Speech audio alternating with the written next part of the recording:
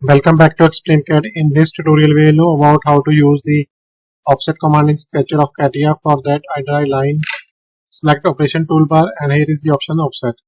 Select it, select the line which you want to offset it.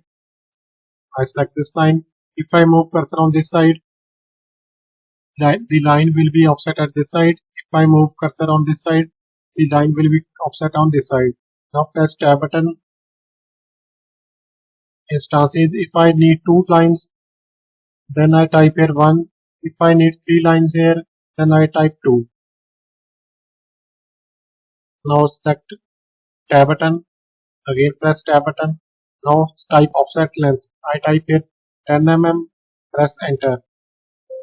See, here are 3 lines which are 10 mm distance apart from each other.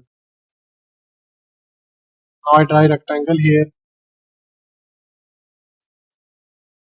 I select this rectangle and here I select offset. If I move offset on inside and press tab button, I type here offset distance 10 mm.